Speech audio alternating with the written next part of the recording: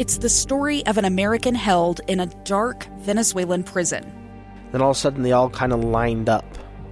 They pointed their guns at me. And this is the point where I thought, I'm going to die today. I'm Becky Bruce. I spent a year working on Hope in Darkness, which now has more than 2 million downloads. Find it on kslpodcast.com or wherever you listen to podcasts.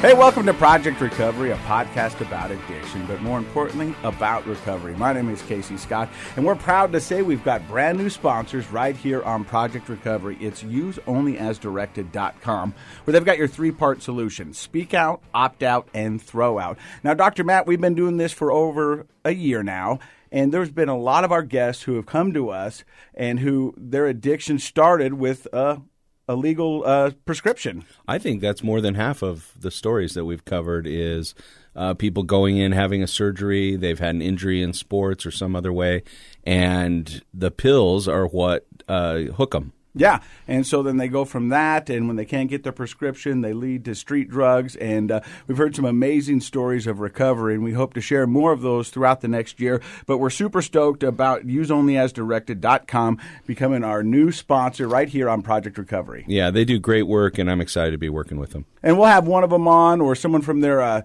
group on at least once a quarter to talk about what they've got going on and how you can help out and find out more about the speak out, opt out, and throw out.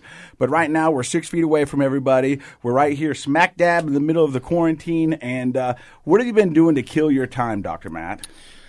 Well, my kids are all in mourning right now because we had taken this week off to go to Disneyland. Spring break. Everybody's kind of in a grouchy mood around my house. I had kites and skateboards set up yesterday, and we were about to leave to go to this little place where we would be pretty much alone, and we could fly some kites, and it started to hail right when we were leaving. Hail on a kite party. Yeah, so we decided to stay home and watch The Godfather. Ooh, The Godfather. Yeah, we're working through The Godfathers this week. Now, I know you've got, a 15-year-old daughter? 14. Is that okay? Yeah. We discussed the content. It's good. Doesn't there become a horse head in a bed? Yeah, that was great. The horse head in the bed is nothing. We've been watching Walking Dead at my house for years, so Godfather's nothing. Okay, pretty much. For me, I've been doing some homeschooling, and I noticed you get dressed up for homeschooling. Well, I was trying to figure out how I could make it fun for the kids. Uh-huh. And the last time I had a suit and tie on, I was in court. Yeah. So I thought, you know what? Let's find another use for the suit.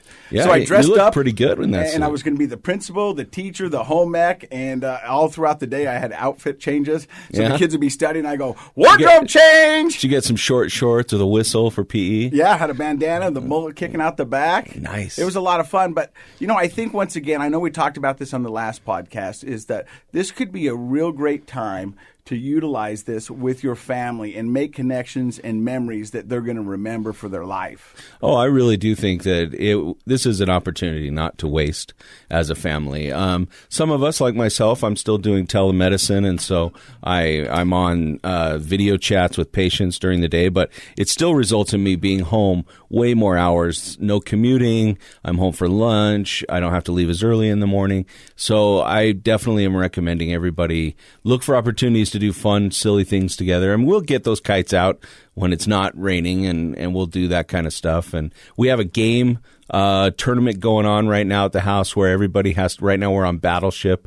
Everybody has to play each other, and then you total up points and you get prizes and stuff. I like that. I think the world will forever be changed after the COVID-19. I think a lot of parents are going to want to figure out how to work from home more. I think I'm thinking, that's going through my head now, thinking, well, for what I do, it's probably better in person, but there are some cases where it makes sense to do it from home.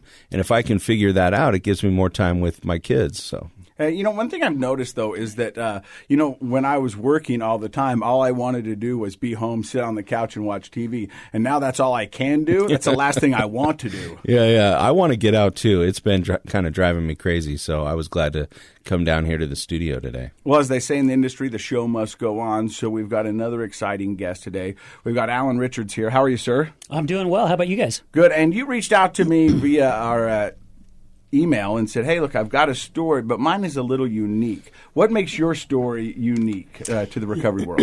Well, I'm not the one that went through the recovery. Oh, you're not? I was on the other end. So when I reached out to you guys, I'm like, well, I don't know if you guys only bring people on the show that have battled through recovery, or if you also bring people on your show that have been on the other side of the like recovery. The family members. The family member, yeah. And those have been some really great stories that have been shared on our show because it affects everybody who's close to the person who has the addiction. But, the crazy thing is when my addiction was going, and I had this conversation with my mother, my ex-wife, my father, my kids, all of them going, hey, what do you guys care? This is just me. I'm doing what I want to do. I'm not making you guys drink. I'm not making you do this. This is what I want to do. And, and when you're active in your addiction, you are selfish. Just so selfish that you don't comprehend that everybody else is going through this with you, whether they wanted to or not. And arguably, we'll talk about your situation, but arguably you have less feeling of control. You're not even the one using, yet it's affecting your life in awful, stressful ways. So, Alan, let's get a little backstory from you first. Where are you from? What do you do? Who do you like?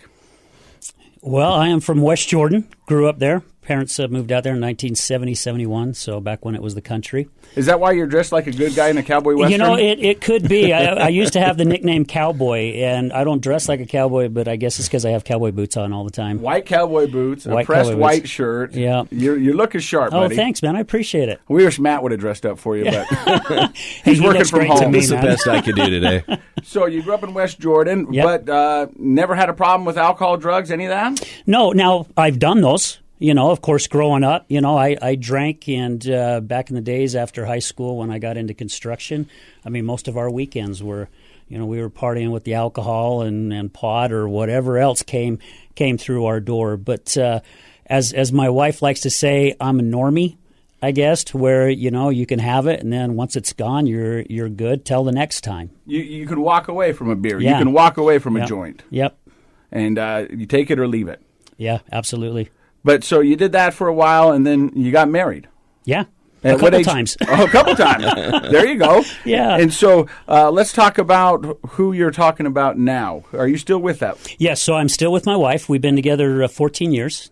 I've been married, we're coming up on our, 11th wedding anniversary here in May. Get her a mask. A mask, yeah. For the anniversary They gift. are the going thing, aren't they? Mask and disinfectant wipes. Yeah, they're hard to come by. I know. That's better than a diamond ring. Can you imagine an anniversary gift? Here's a 4-pack of toilet paper, a mask, and some sanitizer. Wow. People would be stoked. Oh, yeah. Yeah. I'll have to draw a heart on the mask because she loves hearts. Yeah, there you go. There you go. And so she's in recovery, or kind of walk us through this story. So she's in recovery. She's been battling alcohol probably for about the last 6-7 years. It really got bad when I lost my job of 24 years, almost 11 years ago. And when we started losing the house and everything, that's when I noticed that the drinking started getting bad, where she started hiding bottles and different things. The past 3 years is when her life totally went upside down, and that's turned mine upside down as well. I've got a question for you, because I know when people ask me, how long have you been battling alcohol? I always go to the last 3 years were really bad. But if I take an honest look back at the history of me and drinking, I've had a problem with it for a lot longer than the last 3 years that really went down. Would you say that's safe for your wife? I know that's her story. Yeah, that would be safe for her too, because she said she started drinking when she was probably about 13, 14 years old. And it was, as a single mom, you got a lot of stress as well, and it was that weekend going out with the girlfriends and partying it up. But at that time, it wasn't an everyday thing, so it was probably about the last 6-7 years ago, like I said, is when it was constant. If it was there, man, she was taking it. And so in the early parts of her drinking, did you think that maybe she has a problem, or maybe it's just time sensitive, or she was just going through a hard time, and so you'd kind of write it off or give her a pass? No, not really. I noticed it was a problem because when we would have parties over at our house, we used to have people come over time and play darts out in the garage, have music going, have a nice fire. It's when I started noticing her taking the bottle and drinking the alcohol right out of the bottle. She never was a beer drinker, never was a whiskey drinker. She just kind of liked the fruity type drinks. But when I started noticing her taking drinks of other things, that's when I realized there was something going on. And that's when I started speaking my mind, saying, hey, there is something going on, something's changing. And, of course, on the other end, no, there's not. Everything's fine. I'm good. So she had transitioned from kind of a mixed fruity drink to she was just drinking straight alcohol. Yep, straight alcohol, taking it right out of the bottle. Did that correlate with the stress of losing the job in your life? It did. In 2009, it was really tough. I think that was her tipping point, because in 2009, we got married. 2 months after we got married, I lost my job. In August, she lost her dad. And then a year later, we lost the house. So that pretty much, I think, tipped it right there to where she started going downhill from there. Yeah, those are a lot of big triggers. Finances, a lot. What's the old saying? Money doesn't buy happiness or whatever, and it doesn't necessarily. But money is our security in life, right? Yeah. And if we can't pay for our home, if our finances are in question all the time, that is one of the most chronic types of stress that we can have. And of course, you heap the grief of the loss of a parent on top of that. And then the whole country at that time, 2008, 2009, we were all going through some worries about retirement and everything. So not to take this on a side note, but I mean, that's kind of like the times we're in right now. I've been watching the news a lot lately, like everybody else has. And because of, I've been telling everybody not to watch the news. I know, but it's hard not to know what's going on in your community. You mean, Casey, you're not doing what I say? I often don't listen to you. I noticed that. But what is going up right now is domestic violence. Yes. Yeah. Substance abuse. Right. A lot of people who went to AA meetings or groups are no longer able to go to them. So because it's a gathering. Yeah. Right? So it's a gathering. Yeah. So they're finding themselves Support isolated. System. Yeah. And so, I mean, it's got to be a perfect storm of what's going on right now. When you were talking to your wife in the initial, part of her alcoholism, and you said, hey, what were some of the excuses she gave you? Because just maybe they sound familiar. Well, first of all, what do you say? Like, you notice her taking the bottle off and starting to drink. Like, do you say that's kind of that's a touchy thing? Like, what do you say? Yeah, I would get angry. That was one of the mistakes I made because I wasn't understanding it. Because you were very confrontational with her. Yeah. When it wasn't to where the bottle was just sitting out on the counter and she would take a drink. It was, where did she disappear to? And then I'd go looking for her and find her out in the garage, grabbing something from behind, my tools or whatever it may be. So she was. It's tough. She was hiding. She was hiding it. But since you drank, why did she feel the need to hide a bottle in the garage? Because she knew where she was getting. I think she knew deep down that she was getting to a different level of the drinking. She just wanted to hide from you how often and how much she was drinking. Even when she was drunk all the time, she did everything she could to prove to me that she wasn't drunk. Even though you could see her staggering from one end of the room to the other end of the room and falling and slurring her words, in her mind, she still was not drunk. Yeah. I've been there, done that. Yeah. But I know. Yeah, you start to rationalize it, and like when I talk about the times in the podcast when I looked in the mirror and the guy looking back at me, I didn't recognize because that guy was completely different than who I know myself to be, and I would get so good at lying to myself and saying, "Hey, no, we're fine, we're good," and people would be like, "You can't say your S's, you are slurring." Stop it. No, I'm fine. I'm just tired. Whatever excuse I would give, I was loaded with excuses for days. Well, I think when you're in that place, your self-awareness is very low. You think you're functioning and looking much better than you really are, and I assume that was your wife's situation. Yep, exactly. You're listening to Project Recovery, a podcast about addiction, more importantly, about recovery, brought to you by useonlyasdirected.com. We're listening to Alan's story. We'll find out a little bit more in just a few seconds.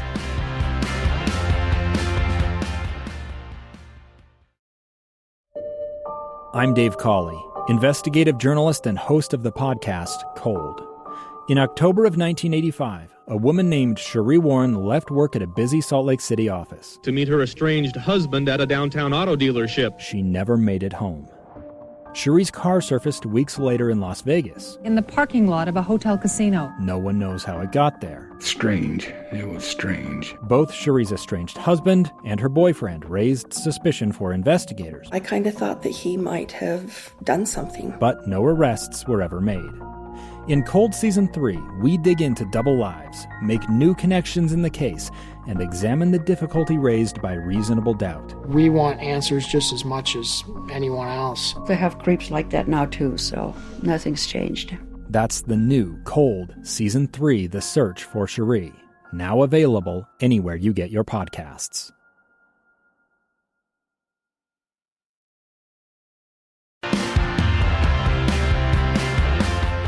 All right, Alan, so when did it start to get, and I hate to say this, but bad?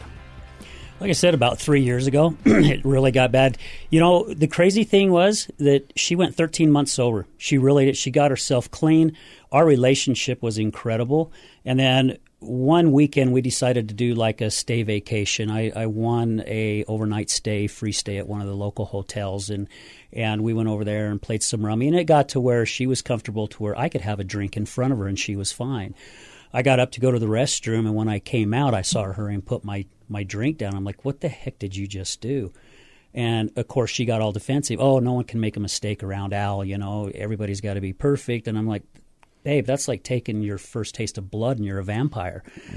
From that moment on, that's when, that's when things went bad. I mean, shortly after that, she got her first DUI.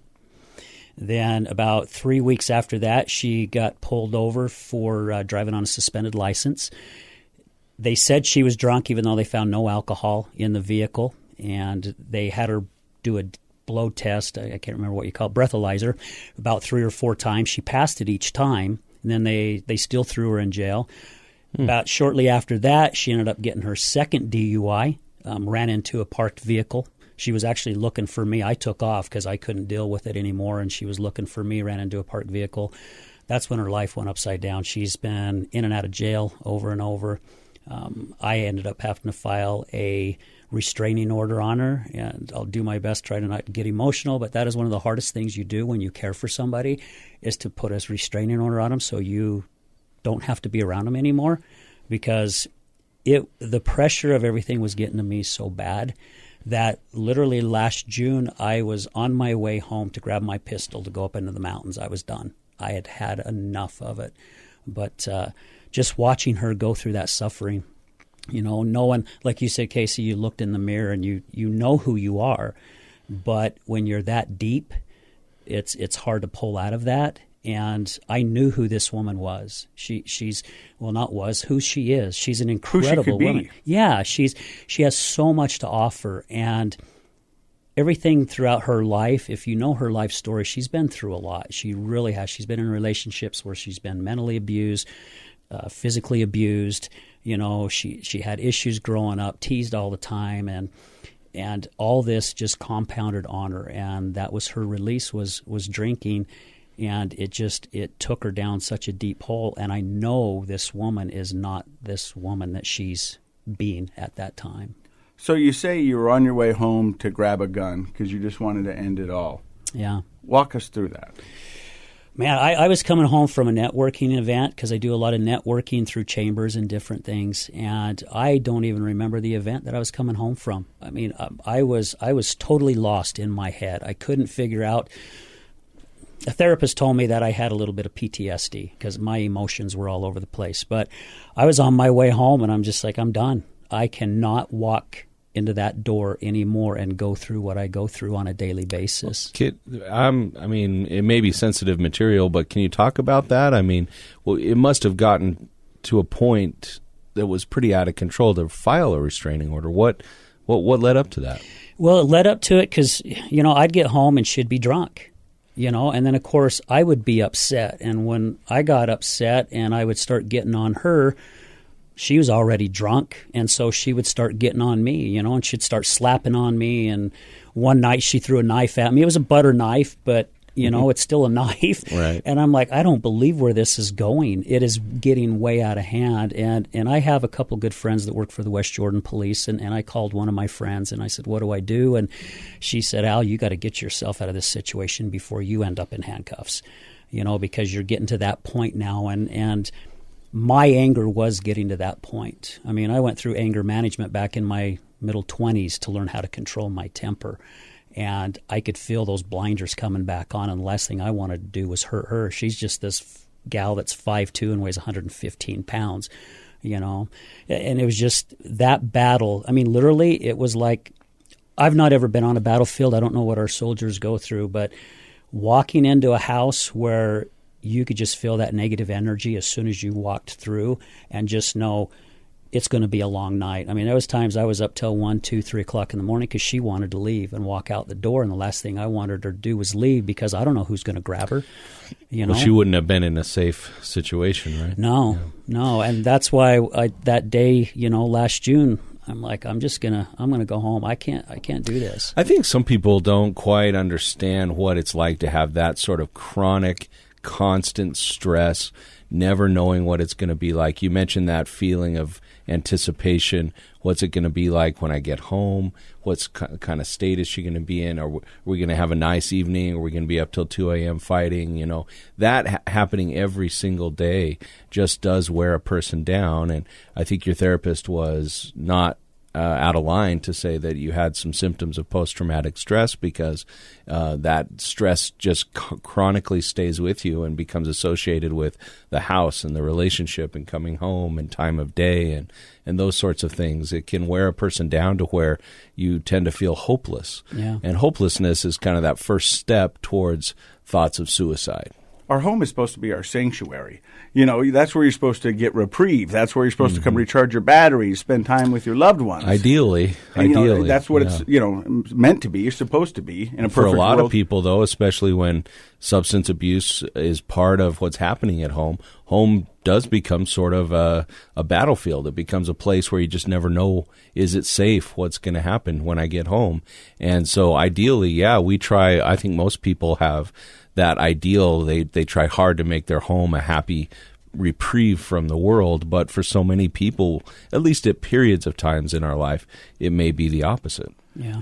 So you're on your way home and you're ready to get your gun. Yeah. What happened? Well, God works in mysterious ways. I ended up getting a phone call, and after I got off the phone call, and again, I wish I could remember who called me, because I would call him back and tell him thank you. When I got off the phone, on my screenshot of my phone, I have a picture of my 2 daughters and my 3 beautiful grandkids. And immediately I just broke down and started crying. And so I pulled over off the side of the road. I'm crying. And I'm like, I cannot believe I'm thinking this way.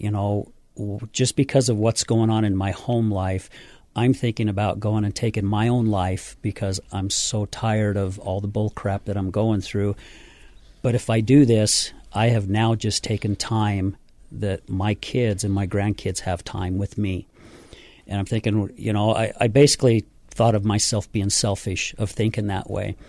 So on the way home, that's when I realized, you know what, it's time I do something different. I have to do something different. Because for years and for months, I really thought I could fix my wife. I really did. I mean, one of her therapists, I remember arguing with her for 2 months when I would go to, the AA meetings and different things where we sat down with her therapist. And she kept telling me, Al, there's nothing you can do. And I'm like, the hell if I can't. How did you try to fix her? I just trying to be there for support. Love her more? Yeah, love her more. But, I was enabling her the whole time. And I didn't realize that. The therapist knew it. But I wasn't listening to the therapist because I was like, bull crap, I can fix this girl. I can help her. I can show her how much I love her and what a great person she is. And after 2 months of this and finally getting the slap up backside the head, I realized the only person that could help her is her. She had to get her mindset going down the right direction before I could even come in to try to be that support. So you were enabling her. You were enabling her, but it's hard to recognize that kind of enabling, isn't it? Because it's typically what we think of as support. Well, yeah, you think of enabler, you think I'm giving her money, I'm buying her alcohol, I'm monitoring her alcohol intake, something like that. And that's what most people think of enabling. Right. And you don't think of being an enabler by being mad at him all the time, because how am I enabling? I'm mad. I'm not okay with this. But by doing that, I think the therapist was trying to tell you you're usurping her responsibility to take over her own life. Yeah. And so she was just putting it all back on you and that's a no-win battle. Yeah. So at that point, when I got home, that's when I decided that I'm going to file a restraining order.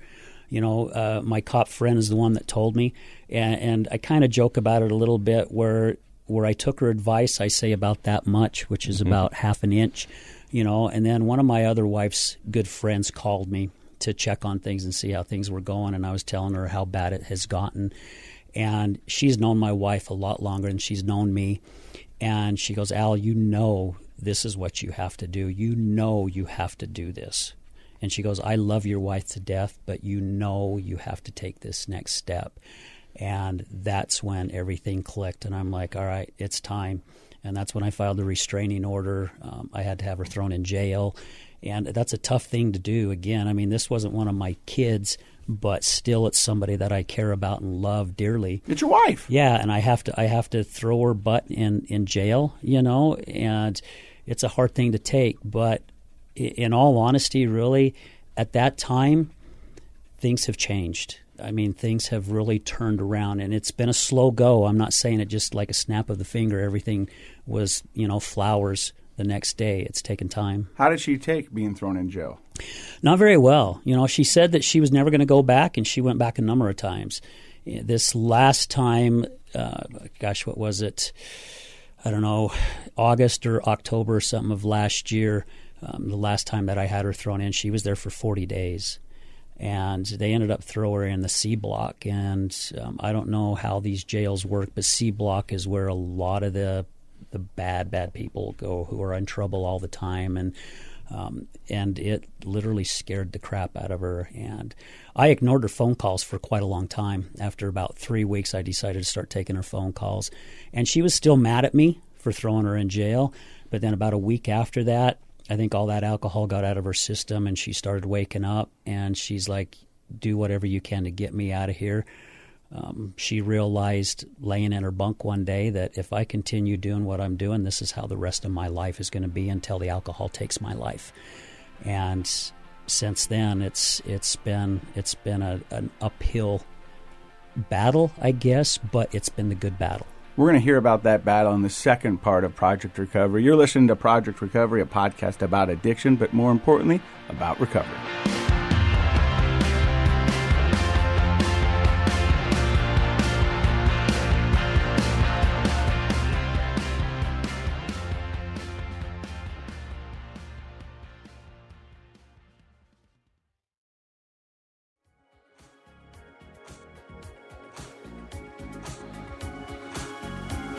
The contents of this program are for informational purposes only. The program is not intended to be a substitute for professional medical advice, diagnosis, or treatment. Always seek the advice of your physician, licensed therapist, or other qualified health provider with any questions you may have regarding a medical condition. Never disregard professional medical advice or delay in seeking it because of something you've heard on this program.